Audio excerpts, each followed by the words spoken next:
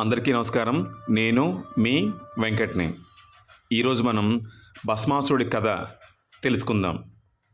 సృష్టి, స్థితి, లయకారకులు బ్రహ్మ, విష్ణు, పరమేశ్వరుడు. బ్రహ్మదేవుడు మానవులను పుట్టించి వారి రాతలను రాస్తాడు వారి నుదుటి మీద. విష్ణుమూర్తి మానవుల మంచెడులను చూస్తూ వారిని కర్మ సిద్ధాంతం వైపు నడిపిస్తాడు.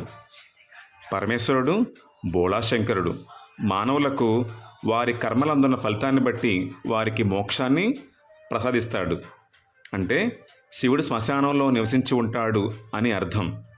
అలా పరమేశ్వరుడు రోజు శ్మశానంలో ఉంటూ ఉదయం స్నానాధికారాలు ముగించుకున్న పిమ్మట శ్మశానంలో దొరికే భస్మాన్ని తన శరీరానికి రాసుకుంటాడు. ఇలా రోజు పరమేశ్వరుడు కొన్ని యుగాల నుంచి భస్మాన్ని తన శరీరాన్ని రాసుకోవటం ఆనవాయితీ. అలా ఒకరోజు పరమేశ్వరుడు భస్మాన్ని తన శరీరానికి రాసుకునే సమయంలో భస్మంలో ఒక వెంట్రుక కనిపిస్తుంది. ఆ వెంట్రుకను చూసిన పరమేశ్వరుడు కోపంతో ఆ భస్మాన్ని ఒక్కసారిగా విసిరి కొడతాడు. అప్పుడు ఆ భస్మంలో నుంచి పుట్టినవాడే భస్మాసురుడు. భస్మాసురుడు వెంటనే లేచి పరమేశ్వరుని తండ్రిగా భావించి, మీ ఆజ్ఞ మహారాజా అంటాడు. అప్పుడు పరమేశ్వరుడు, భస్మాసుర, నువ్వు నాకు రోజు నా శరీరానికి సరిపడా భస్మాన్ని ఎలాంటి క్రిమికీటకాలు లేకుండా పరిశుభ్రంగా తేవాలి, తెస్తావా అంటారు. అప్పుడు భస్మాసురుడు ప్రభు ఆజ్ఞ తీసుకుని రోజు స్వామివారికి పరిశుభ్రమైన భస్మాన్ని శ్మశానం నుంచి తెచ్చిస్తాడు. కొంతకాలం తర్వాత పాపాలు తగ్గి మానవులు భక్తి మార్గం వైపు వెళ్ళటంతో చావులు లేకుండెను. ఓ రోజు భస్మాసురుడు ఎంత వెతికినా శ్మశానంలో భస్మం దొరకలేదు. ఇక చేసేదేమీ లేక ఒట్టి చేతులతో పరమేశ్వరుని దగ్గరికి వెళ్తాడు. భస్మాసురుడు జరిగిన కదంతా పరమేశ్వరునికి వివరిస్తారు. దానికి స్వామి, మరైతే ఏం చేద్దాం అనటంతో భస్మాసురుడు, స్వామి, మీరు నాకు వరాన్ని ఇవ్వండి, నేను ఆ వరంతో మీకు రోజు సరిపడా భస్మం తెచ్చిస్తాను అంటాడు భస్మాసురుడు. దానికి స్వామి, ఏం వరం కావాలో కోరుకో, నేను వెంటనే ఇస్తాను అంటారు.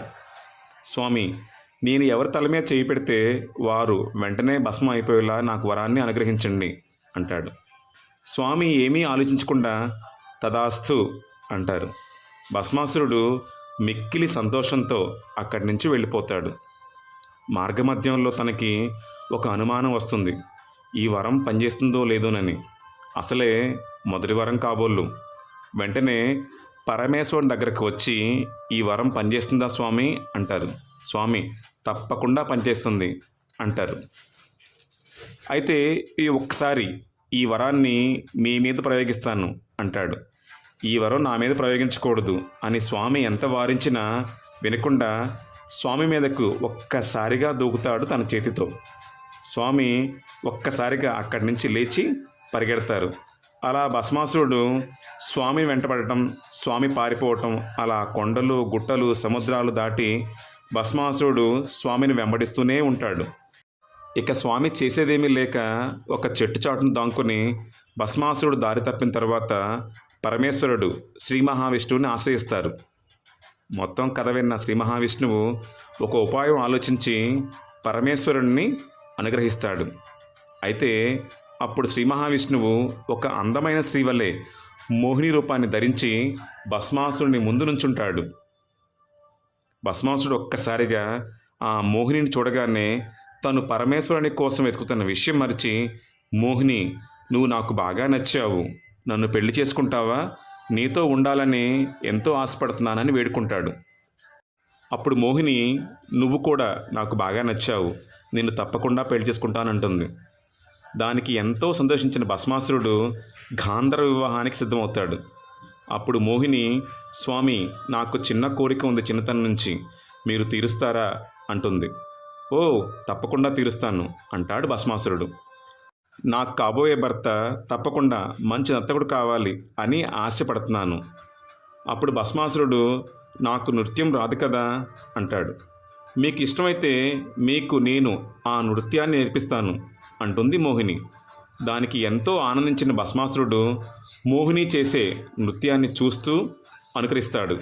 అలా మోహిని చేసే ప్రతి నృత్యాన్ని తాను చేస్తుంటాడు. అలా వివిధ నృత్య భంగిమల తర్వాత ఒక భంగిమలో మోహిని తన చేతిని తలపై పెట్టుకునే భంగిమను చేస్తుంది, తనను మాటల్లో పెట్టి. ఆ మాటలకు పరవశించిపోయిన భస్మాసురుడు ఆ భంగిమను అనుకరిస్తూ తన చేతిని తెలియకుండా తన తలపై పెట్టుకుంటాడు. పరమేశ్వరుని శాపం కారణంగా భస్మాసురుడు తన చెయ్యి తల మీద పెట్టుకోగానే భస్మం అయిపోతాడు భస్మాసురుడు. ఇలా ఆ రాక్షసుని పీడ విరగడవటంతో పరమేశ్వరుడు శ్రీ మహావిష్ణువుకు నమస్కారం చేసి కైలాసానికి బయలుదేరతాడు ఎంతో ఆనందంతో. ఇది భస్మాసురుని కథ. ఈ కథ నుంచి మనం నేర్చుకోవాల్సింది, ఎవరైనా ఒక వస్తువు కానీ ఒక సాయం కానీ మన కోరినప్పుడు దాని గురించి పూర్తిగా అవగాహన ఉన్న తర్వాత మాత్రమే మనం ముందుకు వెళ్ళాలి. పరమేశ్వరుడు బోళాశంకరుడు, కోరిన వరాలన్నీ ఇచ్చే కొంగు బంగారం. శంభో శంకర, హర హర మహాదేవ, శంభో శంకర.